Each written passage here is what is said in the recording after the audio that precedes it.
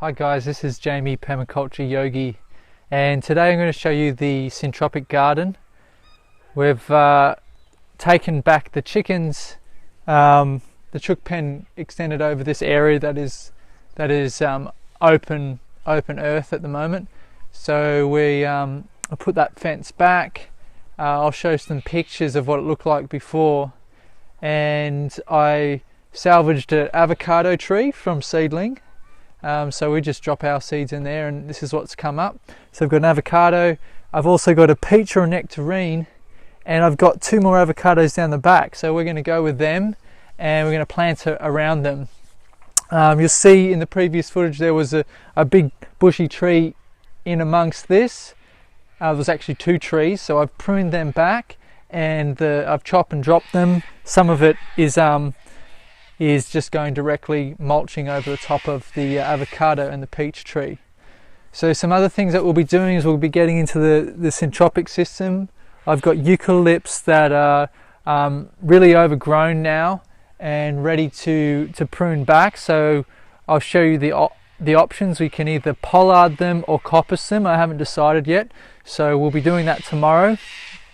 I'll give you a bit of a look through the syntropic system. We've got bananas in there, marigolds, and we've got the yacon and a big avocado tree and some more bananas down the other side as well. So we'll have a look at that, and also we will prepare this area here to extend the syntropic system. So this area that is earth at the moment, I'm going to fork that. I'm going to use chicken manure, which we have plenty of, place that on, and then we're going to give it a thick bed of mulch. So we'll get into that tomorrow if the weather's good.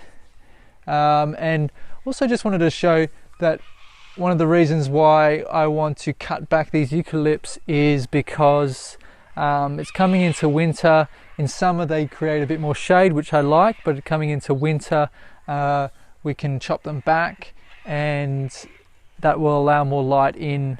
So this is the eastern side, so it's blocking a little bit of morning sun, which we actually want. So we'll chop back these tomorrow, and also we've had quite a good rain, so just keep in mind if you are pruning heavily, it's always good to do after a little bit of water because they can tolerate it a little bit more. So that's.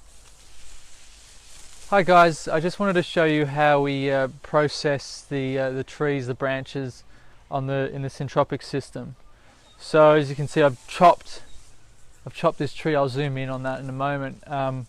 Chopped it quite significantly, about 3 meters, and pruned a lot of the branches up to it. So when we chop and drop, we literally just pull off the branches like so. Some of them come off easy, and you'll get a handful like that and break them up a little bit, and then I'll place that wherever I want to mulch. So we'll continue on. Some of these bigger ones I pull off and do later, but most of them you can just pull off like so. So that's quite a bigger bunch there,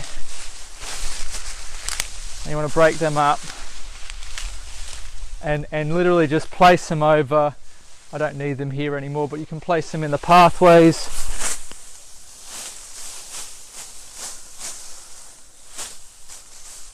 And that's your biomass, that's your mulch. So if you want, you can actually mulch on top of that, but the idea in this syntropic part, this tree row anyway, is to have it completely self-sufficient in a way. So basically it produces its own biomass.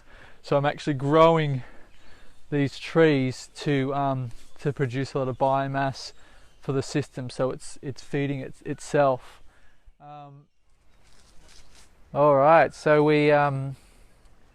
we've mulched this whole area, which we reclaimed from the chickens. The chickens are a really vital part of the system, but if they're left too long, they can just expose everything. So it's a great thing, as you saw in the previous video, is they had completely cleared the area, so you can be guaranteed that there's no grass or anything that's going to grow here. And that's a great way. Instead of cultivating, you can have chickens on an area, and the bonus of that is that you can then fluff up the soil a little bit, cultivate it a little bit, and you've got weed-free area to work on. So some other things, we ended up pollarding the eucalypts, and that's just a way to keep them down to size. If I was to let these eucalypts grow, they'd be far too big for this area, but we're just using them as biomass. And if you are chopping them heavily, they don't actually take from the system like they would otherwise if they were grown to full size. They actually give back to the system. So you cut them back, and the roots in the ground drop to the same amount that you've pruned above. So we get all that carbon in the soil. So we're actually, in a fruit tree, you harvest the fruit. In a tree like a eucalypt or a pioneering tree, we're harvesting biomass.